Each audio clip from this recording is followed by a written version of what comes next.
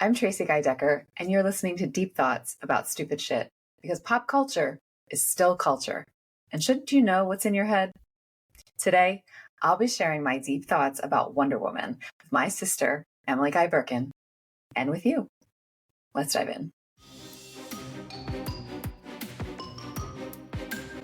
Have you ever had something you love dismissed because it's just pop culture? What others might deem stupid shit, you know matters. You know it's worth talking and thinking about. And so do we. Come overthink with us as we delve into our deep thoughts about stupid shit. All right, I feel like I need to start this even before I ask you what you know about Wonder Woman with saying, like, offline, when you and I talk about what we're gonna talk about, I'm the one who's always like, no, don't go meta. We need to stay focused on a specific piece of pop culture. Like you're like, let's talk about this kind of story beat. And I'm like, no, not meta. And then for today, I was like, I don't want to talk about a specific piece of pop culture. I want to talk about Wonder Woman, like, as a character. So I feel like I owe you an apology for that. Well, can you do the little apology dance?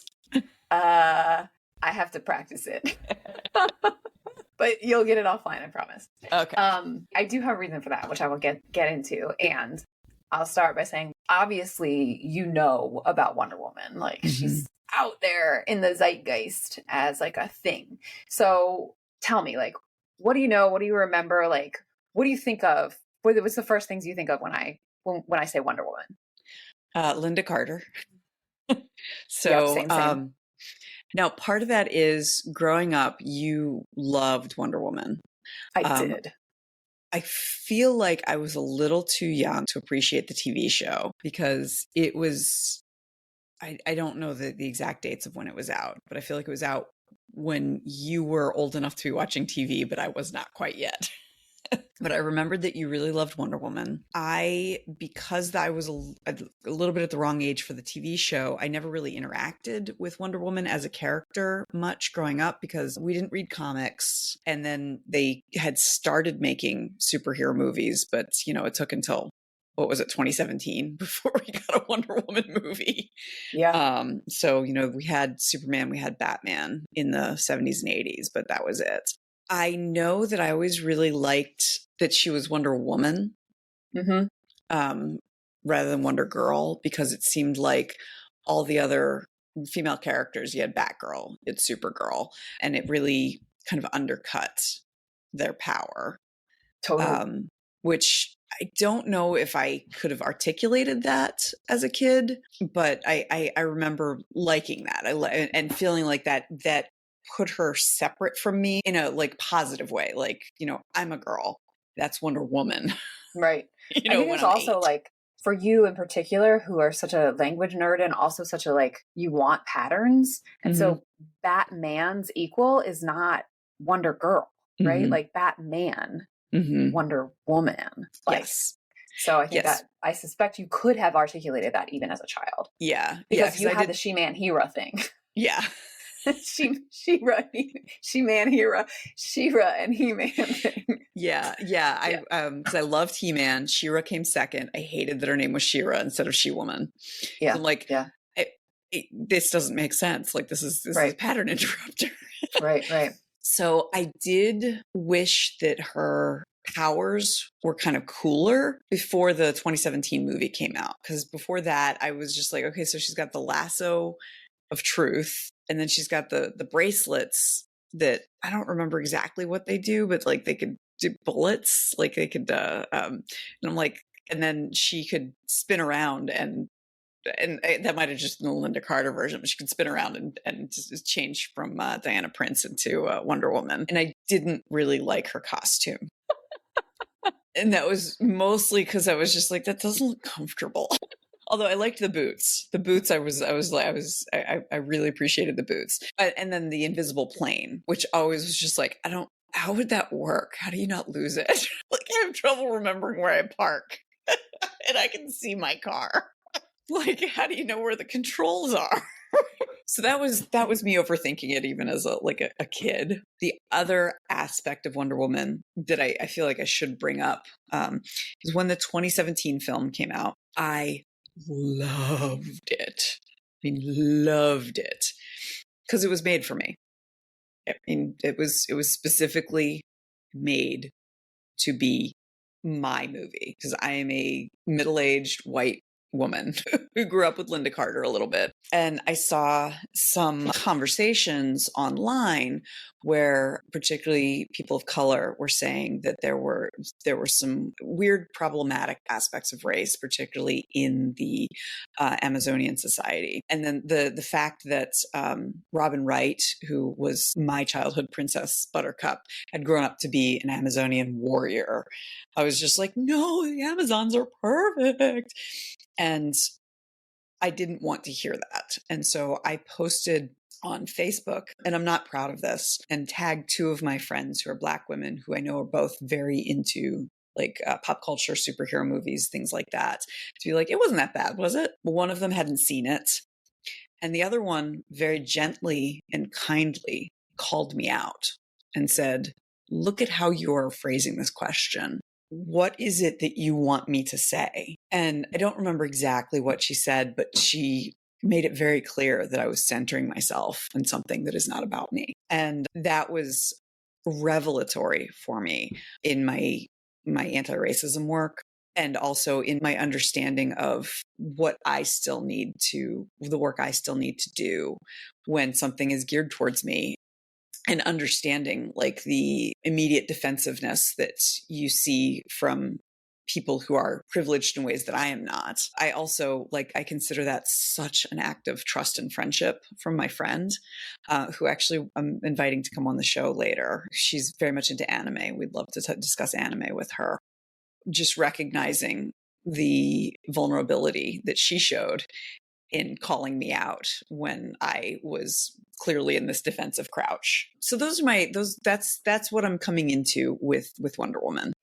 So, well, I wanted to talk about it. I wanted to talk about Wonder Woman because, as you pointed out, I loved Wonder Woman as a child, and that love of Wonder Woman has remained a thing for me for over 40 years. It's been a thing. Like when I was 5 or 6, I sent a fan letter to Lynda Carter, and she sent back 2 signed photographs, autographed photographs. One of her as Wonder Woman, in the I had fists on hips. Forgotten that, but I remember. Yeah, and one of her as Linda, with a pink flower in her hair. And she said she had written to Tracie, love Linda, and she spelled Tracie correctly, which I didn't always get Tracie. But since she's Lynda, I think she's particularly careful of that sort of thing.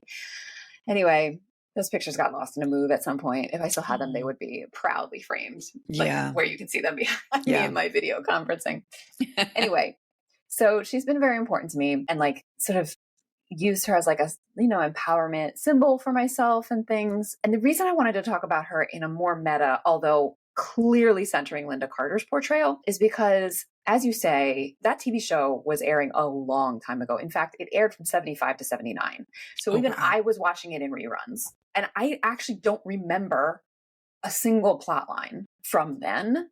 And yet she is so important. And so I followed some of the problematic around race issues that you brought up in 2017 with Gal Gadot. I was very disappointed with Wonder Woman 84. Maybe we'll do another episode about that. Yeah.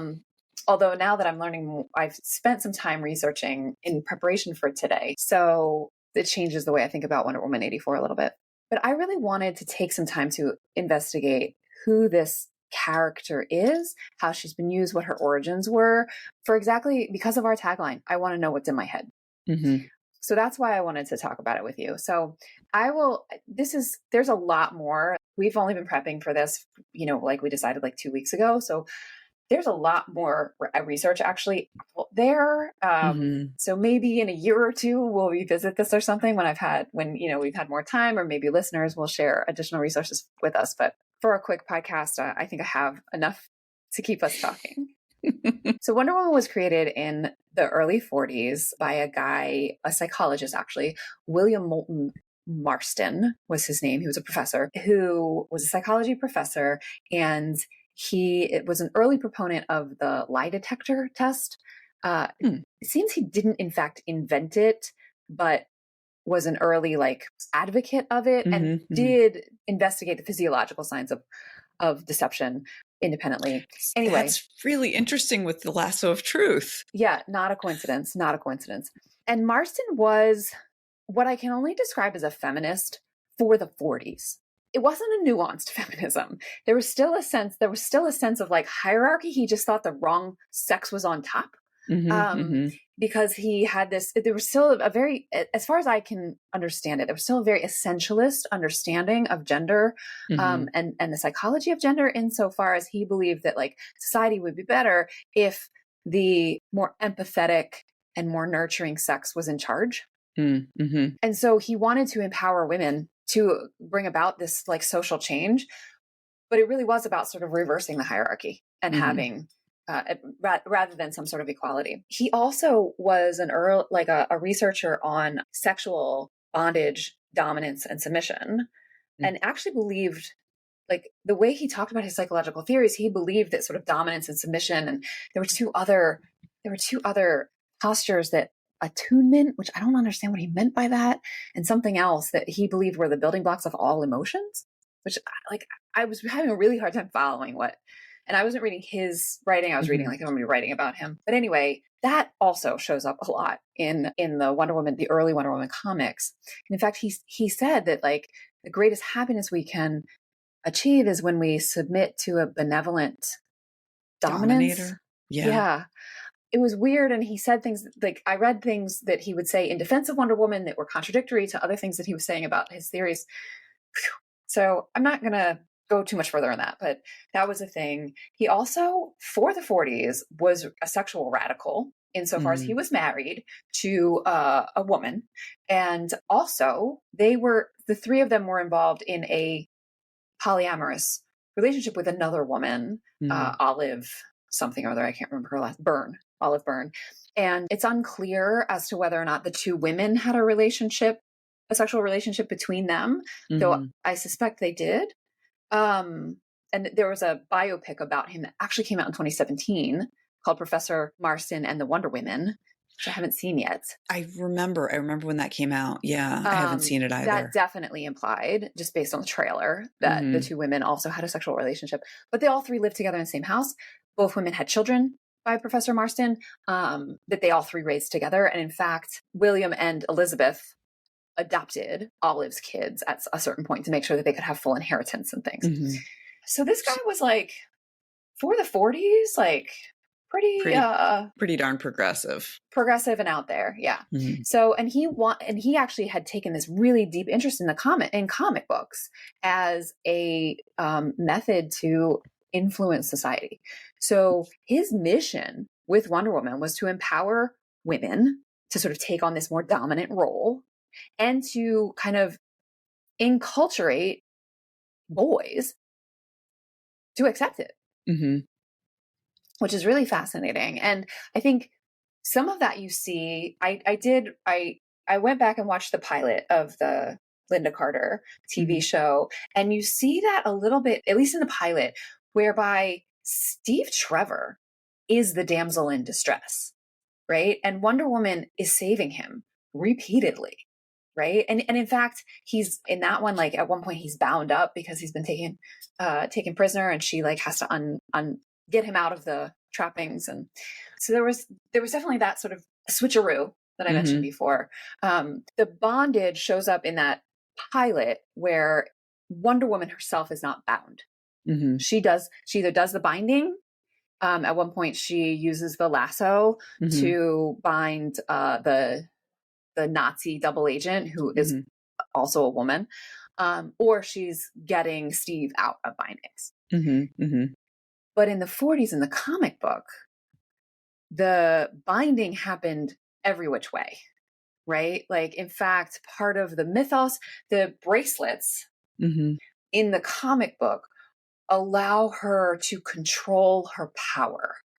So she has, the things you listed are in fact her superpowers, which are things, but she also does have superpowers. The Amazonians have superhuman strength. They're much stronger than the average, even than men in the rest of the world. And part of that is the bracelets help them control that. Mm-hmm. When you take the bracelets away, they go berserk. And if you bind the two bracelets together, this is in the comic book, then she loses her strength. So there's her enemies find this out. So there's a lot of plots, story arcs that the danger is that she's had her wrists bound together. Mm-hmm. And the lasso, and there's just bondage shows up over and over and over again in the comics. So I can remember I bought these stationery that it was like a stationery that like folded up into an envelope. Yeah. That had did you buy it for me? I might have bought it for you, or I might have bought one for you and one for myself. Okay, because I had that too.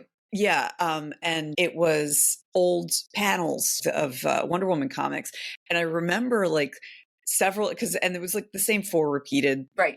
5 times, something like that.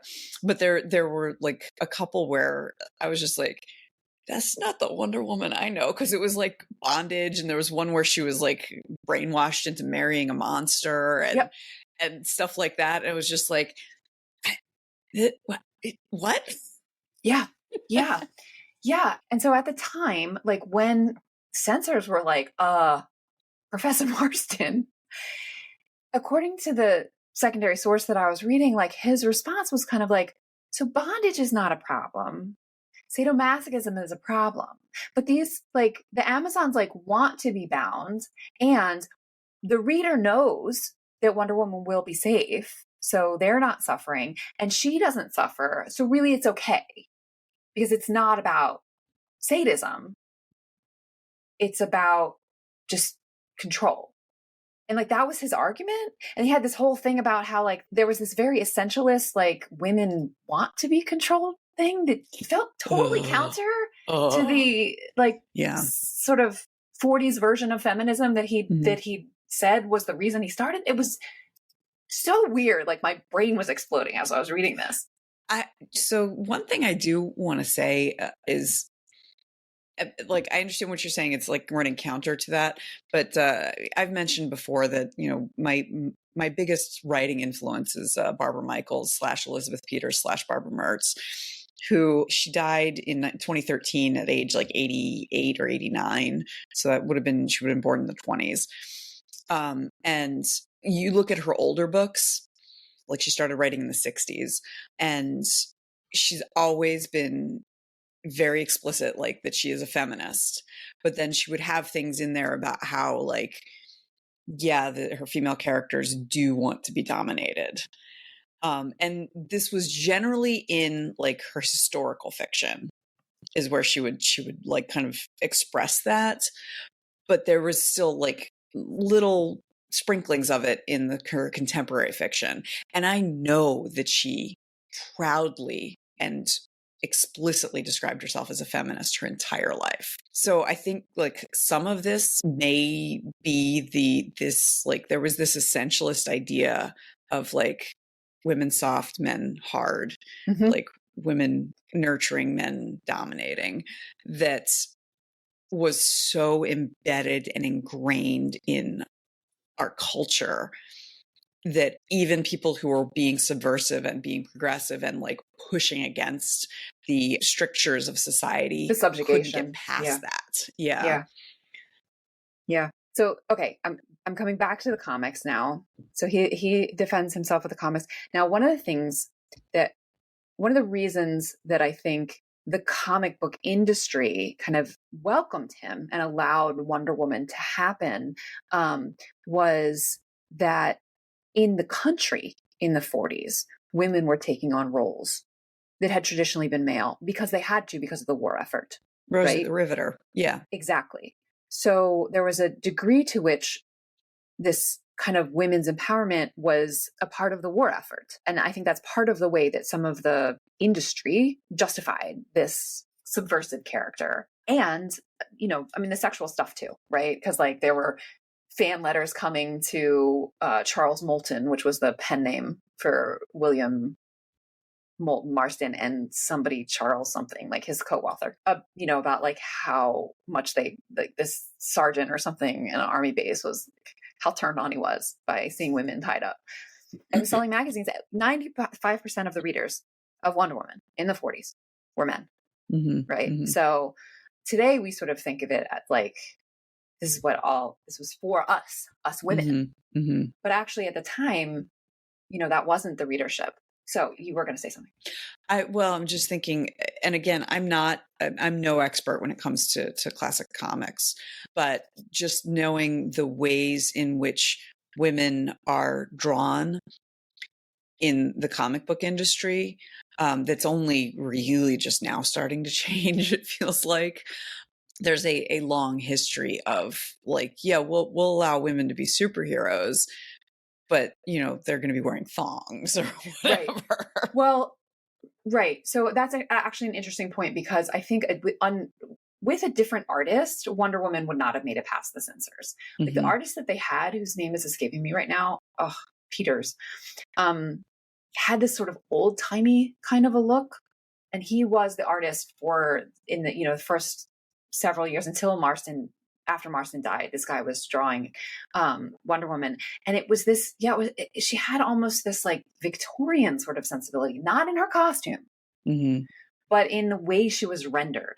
And there were artists drawing in the 40s much more explicitly sexy, with like visible nipples and things that you never saw on Wonder Woman. Now she was wearing a strapless bathing suit, but she wasn't drawn in that sort of explicit, provocative way.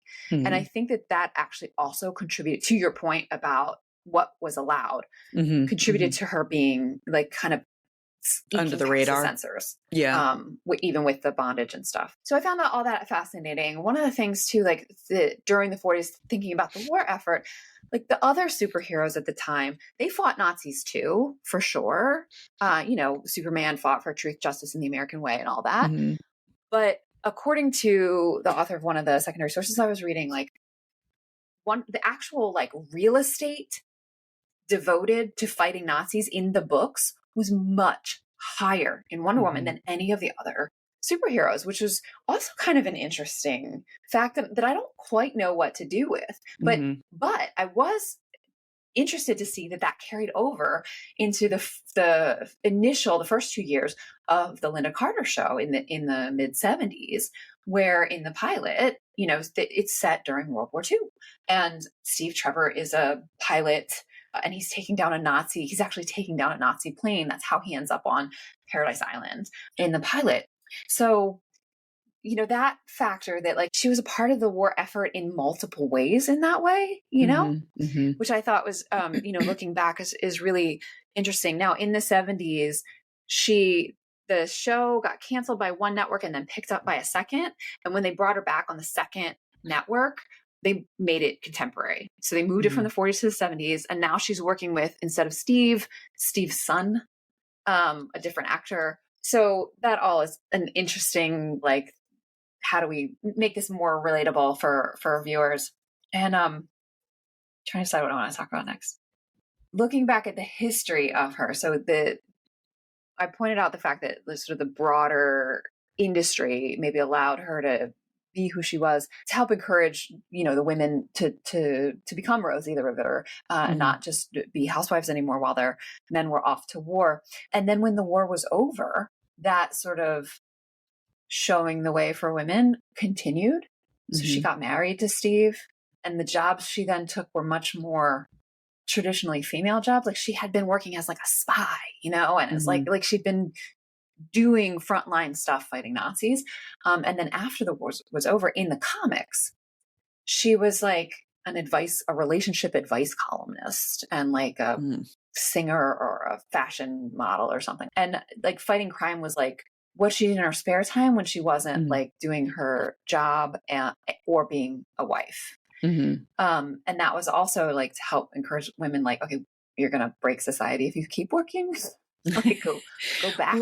Go back into the It's interesting considering you're saying that Marston specifically wanted like men and boys to be kind of acculturated to the idea of women working and being higher in the hierarchy, let's put it that way. It seems like during the war, it was like giving men a way to like feel comfortable and even encourage their wives and girlfriends to take the riveting job and do those jobs that needed to be done while the men were away. And then once the war was over, it kind of gave another path for men to be okay with, like, okay, so you come home and your wife, your girlfriend is a little different than she was because she got used to some independence, and making her own money. And she can still do that on the side as long as she, puts you front and center. Yeah, maybe. Now, Marston was dead by this point. Like, he died. And so he was not in creative control anymore. And speaking of sort of her loss of prominence, this I found fascinating when I was doing the research. Gloria Steinem grew up reading the comics and loved them. And so in the comics, at a certain point, I think in the 60s, they did this whole story arc where she actually gave up her powers so that she could become just a normal mortal woman and just like live her life. And Steinem was like, oh, hell no. And she created this huge like lobbying campaign to DC Comics to give Wonder Woman her powers back and put Wonder Woman on the cover of the first issue of Ms. Magazine. Oh, wow. She's like sometimes called like the woman who saved Wonder Woman. I did not know that. I didn't either. And I take some like comfort and pleasure in the fact that Steinem so glommed on to Wonder Woman also, although it makes a certain amount of sense for some of the same reasons that you pointed out, that as a child you liked her because she was Wonder Woman. So both in the comics and in the 70s, she was not the only like kick-ass woman on TV in the 70s, right? You also had the Bionic Woman and Charlie's Angels. Charlie's Angels, yeah. But what was different about her, the Bionic Woman was a sidekick. She was the $6 Million Man's girlfriend. Yeah. And then got her own spin-off show. But she was very much his girlfriend. And Charlie's Angels had no superpowers. They were sexy. And they used their sexiness to achieve the outcomes that they wanted in sort of the crime fighting or whatever. And Charlie was in charge. I don't have any memory of watching Charlie's Angels, the TV show, but when they made the movie that came out in like late 90s, 2000, somewhere around then, I remember being horrified because the end of the film has Charlie talking to Bosley saying like, oh, I'm keeping an eye on my girls or something like that. And like undercutting everything that had come before about how kick-ass these three women were. And I was just like, ew, like, Charlie, you're just a voice, like, fuck off. Yeah. And that was not the case for Lynda Carter's Wonder Woman. She stood on her own 2 feet, and even more so. Now, in the comics and in other iterations, there's clearly a romantic relationship between Steve Trevor and Wonder Woman. And there's like hints of a flirtation, at least in the couple of episodes of the first season that I was able to watch before we started to record. But they didn't actually have, it wasn't a primary thing. And in fact, in the second iteration, when she moved networks, there was zero romantic relationship between Wonder Woman and Trevor Jr., like Steve Trevor's son. None. Now, there was still objectification. Everybody remarks on how gorgeous she is. And lots of people want to be with her, including like aliens who show up, but she's not into it. And that was another thing that was like deeply subversive and powerful about Lynda Carter's version that we didn't, and about actually in some ways the Wonder Woman comic. Now there was some romance, but that wasn't the primary story arc for Wonder Woman, which was not the case for women in comics. I find that really interesting, that particular point about people commenting on how attractive she is and her being like, yeah, whatever. In part because we've talked before a little bit about how I think in Ghostbusters, the Ghostbusters episode, about how there was this sense, and I think there still is in a lot of media, that being considered attractive is kind of like an accomplishment. It's treated as an accomplishment for women. Yeah, there's merit in it. Yeah. And so the fact that this accomplishment doesn't mean anything to Lynda Carter's version of Wonder Woman is subversive, and it does give a path for, and not just women who are conventionally attractive, but for any woman or marginalized person who is complimented, because there is this sense that, like, if you are bestowed a compliment by someone in power, you then owe them your interest or sexual attraction or love. Smile. Yes. And so, like, I think that in some ways it's easy for women who are conventionally attractive because it happens all the time. They learn very quickly, like, this is meaningless. I don't need to do anything about that. But even for people who are not, recognizing that, like, being given the accomplishment of attracting a man is not anything that you have any requirement to respond to. Yeah. Is such an important lesson that we don't get. I don't know. It's just, that's a lovely thing that I am very glad to see. I went down a rabbit hole a couple of years ago, ended up like binging all of Veronica Mars, which I missed when it first came out in 2004. And so 2004 doesn't feel like that long ago. It's 19 years ago, but still, it's a lot more recent than Lynda Carter's Wonder Woman. And there is a character who ends up becoming Kristen Bell's character's boyfriend for a short period, who, when we first meet him, says unironically, and without it being like an immediate disqualification of him being a good person, of like, give us a smile, love. He says that to her. That's how he introduces himself. And like, he's, let's see, 30 years after Lynda Carter's Wonder Woman coming out, we have a character who thinks that it's perfectly okay to tell a girl to smile. And we as the audience are expected to consider him as a viable romantic option. Yeah. Well, I don't think that Lynda Carter's Wonder Woman, was as powerful as you're making her. Yeah. Even in the pilot, Steve is clearly having a romantic relationship with the woman who is his secretary, who turns out to be a Nazi secret agent, Marcia. So the lesson he takes away from that is that he's not going to hire pretty girls to be his secretary anymore. So General Blankenship, his boss, says, I got you covered. I've already interviewed a few girls, and I found one who scored high on all of the aptitude tests, whatever, but she's not a looker. So that's not the word he uses, but it's something along those lines. Mm. And it's friggin' Lynda Carter wearing glasses and her hair in a bun. Mm. Right? Oh. So, like, I don't think it was quite as powerful as you're hoping it was. Now, what's interesting is that within 2 minutes of him meeting her, nice to meet you, Diana, and she says, nice to meet you, Major, he says, we don't need rank around here. We're just Steve and Diana. Like, partners, right? Mm-hmm. So, like, they, like the showrunners, like, would give with one hand and take with the other, Yeah. But I just, like... Let's not overstate. Let's not give it too much credit, Yeah. So while we're on this, and I've shared a number of the things that are like good, like things that I'm glad are in my head about Wonder Woman. Mm-hmm.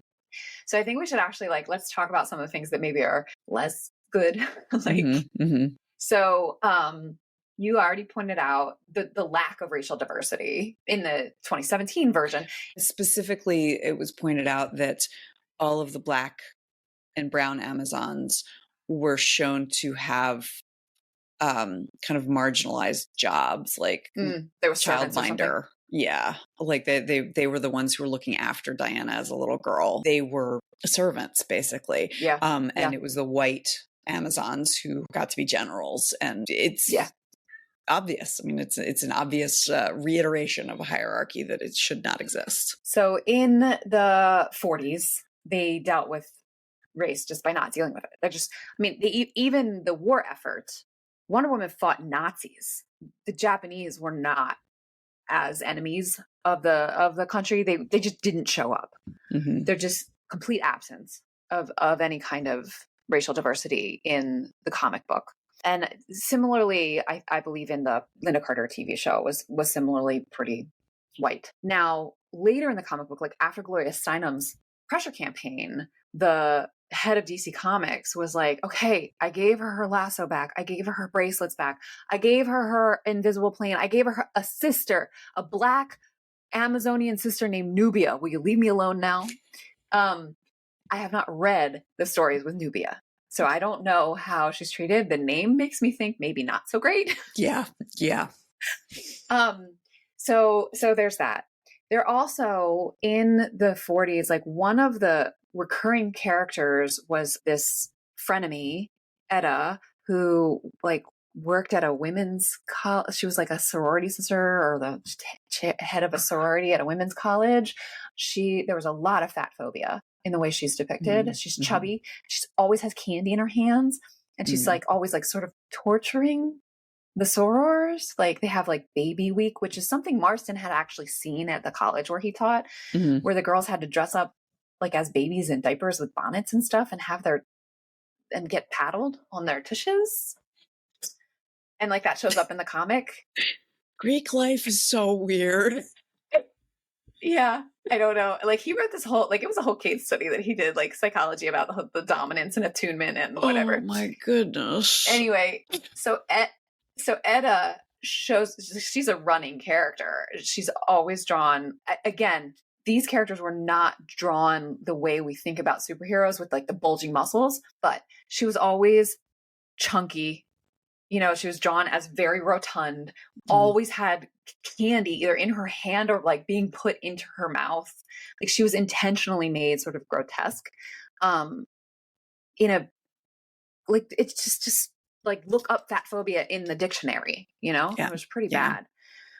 So that was something that you know to note. And then one of the other things that I think I really want to like say out loud is one of the reasons I did not like Wonder Woman 84 was Cheetah.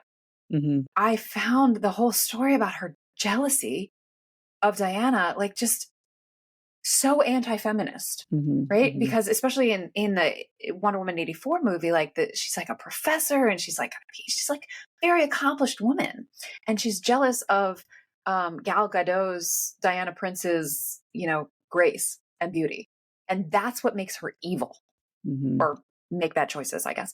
And I was like, ugh, yucky.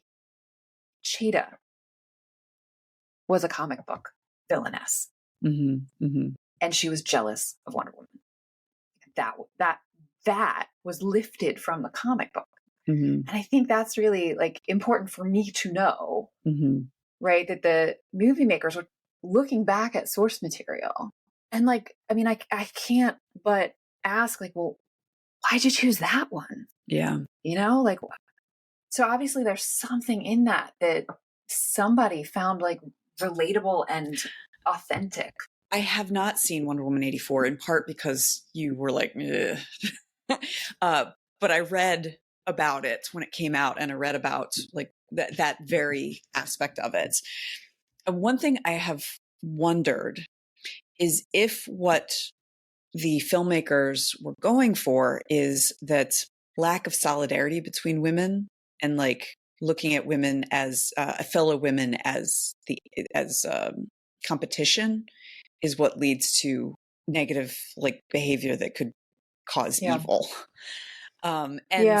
Which I think could be really interesting, but would require a great deal of nuance to get to somewhere where it feels like a reasonable origin story. And that, for sure, that actually is a part of all of the source material, right? In the pilot of Lynda Carter's Wonder Woman, the Marcia, the double agent Nazi, which also is sourced from the comic books, Carter gives this little sermon to Marcia when she had her tied up about how important sisterhood is, and like that women are the wave of the future, and you know, you shouldn't be fighting with other. I mean, like she sermonizes on exactly that.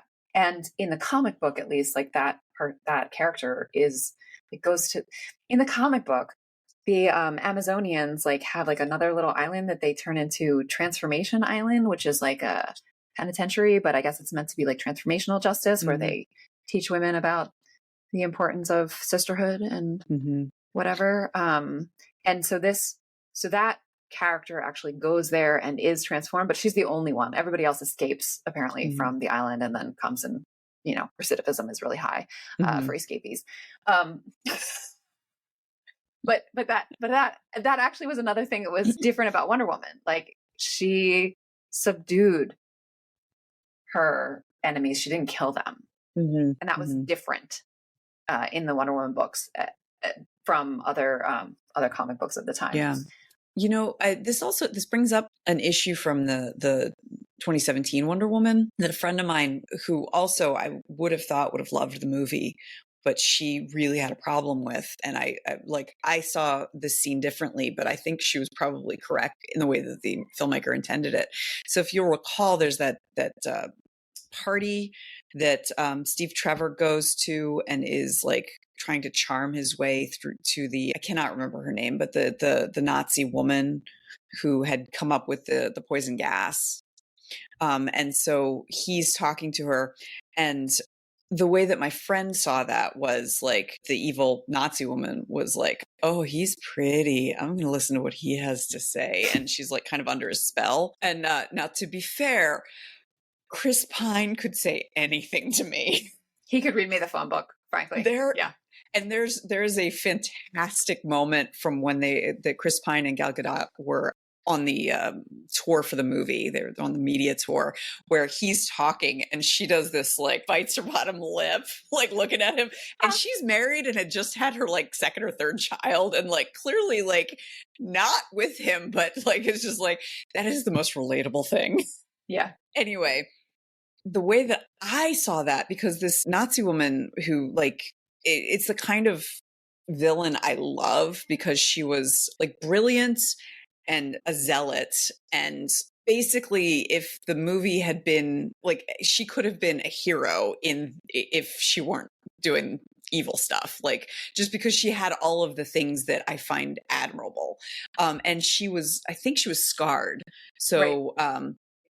And I saw that as her, like, she kind of stops and is like looking at him. And like, my friend saw that as her being like, this handsome man's interested in me. And I was just like her going like, does he really think this is going to work on me? And that Wonder Woman had to come and like rescue him from this foolish plan. Cause all he's doing is like, I'm pretty, I can talk my way into any woman's pants.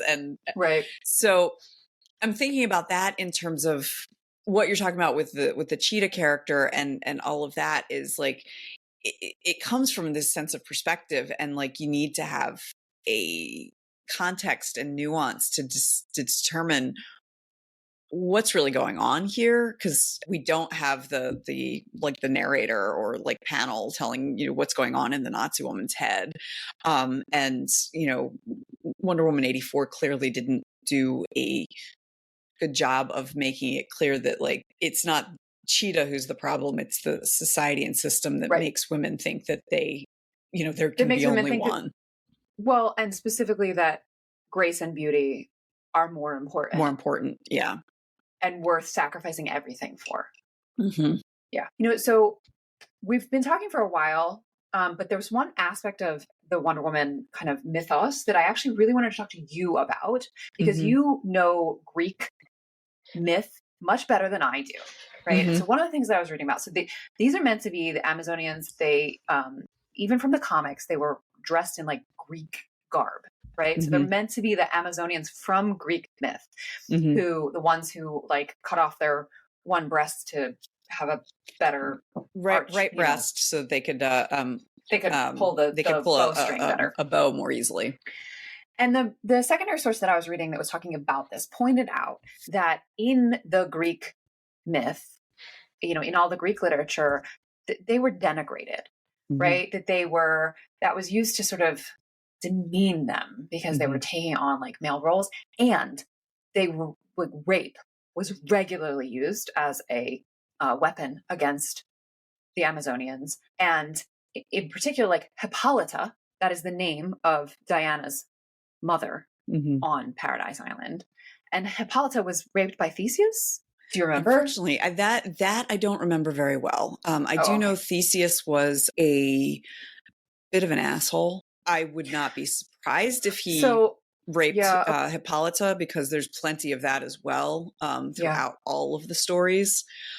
The Amazons as women warriors was like, look at these ridiculous creatures. Yeah. rather Yeah. than it being like the badass thing that you and I think of. Right. Exactly. Exactly. With that backdrop too, I think is kind of an interesting thing for the way that then Wonder Woman Diana interacts with our world with this level of naivete, but also like in the pilot of Lynda Carter's episode, like she's wearing that bathing suit in 1941, and this woman like invites her into a women's dress shop and is like, you know, this would flatter your figure. What you're wearing is fine for summer, of course. And Wonder Woman was like, you use so much fabric for your clothing. And then she's like, thanks for the dress. And the woman's like, you got to pay for that. And like, she's never heard of money. Yeah. And she's like, you know, why do you do like all the things? She's like, why are you doing it that way? You know, which makes for really interesting, like social commentary. But then she still knows to like put her hair in a bun and put glasses on to be acceptable as the secretary. So I don't know. It's a really interesting, like push-pull dynamic. And knowing that background too makes a lot more sense of the scenes on Paradise Island when Hippolyta is like, no, we got to get this man out of here. I do not want him here. And like Wonder Woman's like, I don't know. When I look at him, I feel things I've never felt. And she's like, stop feeling those things. Get him out of here, you know? And like knowing that she's a rape survivor and that rape was a weapon of war used against her people. Well, and that's, I think in some ways that's part of what is within the like the Greek mythology aspect of it. There's this expectation that women are not fully human. And so, you know, look at these idiots. They think they need to cut off their breasts so that they can draw a bow and fight like men. Why do they feel the need to protect themselves from us? Yeah. And it reminds me of some of the not all men you get, you know, like, I hate it when women cross the street when they see me when walking at night. Like, don't they know it's not all men? I'm like, well, if y'all wore signs, it would make it a little bit easier for us. That's definitely part of it. And then the level of just rape and objectification of women throughout Greek mythology makes it more empowering that Diana Prince is an Amazonian woman, just because it kind of takes that back. But even like my most beloved myths, like you know this about me, but Orpheus and Eurydice, because I was a teeny tiny little romantic as a little girl. I loved that story because it was so romantic. But Eurydice has no agency whatsoever and could be replaced with a really pretty vase that Orpheus is pissed about breaking, and the story wouldn't change at all. Yeah, and that's, I think, really interesting about a kind of reclaiming of this part of the myth, because I think of Amazons as like, that's actually the way that I describe it. Like the most like an Amazon warrior I ever felt was after giving birth unmedicated. Because I was just like, oh, hear me roar. And that is exactly how I described it. Like I felt like an Amazon. Whereas they would have been just weirdos at best in Greek mythology. It's interesting that you say that giving birth was when you felt that way, because no men, they're immortal as long as they stay on Paradise Island. But in fact, though Diana is the daughter of Hippolyta, at least in one version of this, daughter, but not by having given birth to her. She was a statue. Hippolyta made a statue, which Aphrodite granted life. So there's some that, I mean, it's just really interesting that like, it's also really, I don't know where I'm going with this, and we're like over time, so I'll have to think this on my own time.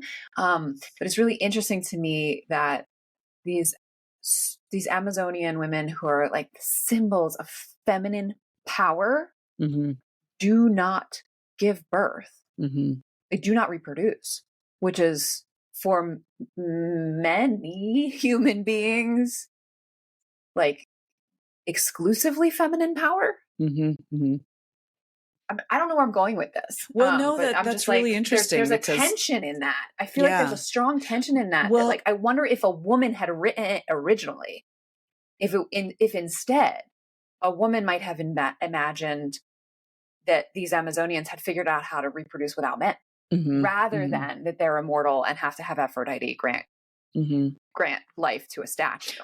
Well, and that, I mean, in some ways that gets back to what you're talking about how the Amazonians were treated in the Greek myths, in that, like, you know, you are giving up the only actual power that women have in order to take on so-called men's power. Men's power. Yeah. Yeah. And that's interesting. It's an interesting tension there. Yeah. And yeah, it is interesting. That's when I've been like, I'm an Amazon. And I'm like, yeah, except they don't give birth, but yeah. All right. Well, we have been talking for a while. So let me see. I'm going to try and synthesize what we shared and then you fill in for me, right? Okay, sure. So Wonder Woman, she resonates with so many of us, even across, even across race and ability. And like, I feel like a lot of people, despite her lack of diversity, a lot of women really feel resonance with Wonder Woman, in part because she's woman. She's not girl. She is not the counterpart to another superhero, unlike all of the other female superheroes that were given until fairly recently. And there's something weird about bondage and dominance in her origin, or maybe I shouldn't say weird. Maybe I should say there are seeds of bondage and dominance in her origin.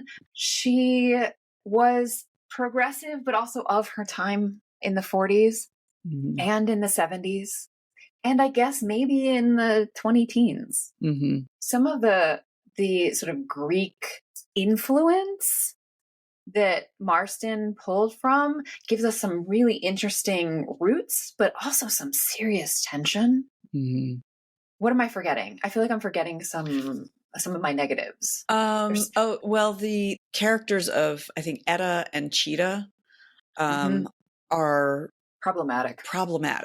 And there are ways to make Cheetah, at least it seems like there are arguments to be made that it is pointing out that the structure of our society is to blame, but that was not made clear in Wonder Woman 84. And then with Etta, it sounds like that's really and truly just like straight up fat phobia, which is so rampant.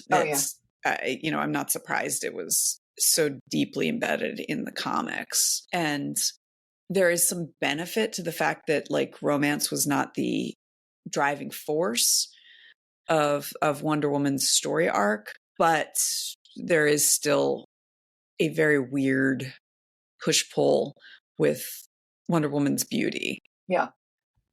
And Gloria Steinem. Gloria Steinem, the woman who saved Wonder Woman and forced DC Comics through a lobbying campaign to give her powers back. There's a metaphor in there. I know there is. All right. Well, that was fun. Thank you for letting me go meta, even though I always push back on you about going meta. So what are we going to talk about next time? So next time, I'm very excited to go do a deep dive into the movie Clue with Tim Curry. Right. So quotable. Such a quotable movie. And I had such a crush on Tim Curry. Didn't we all? All right. Well, I can't wait to hear about it.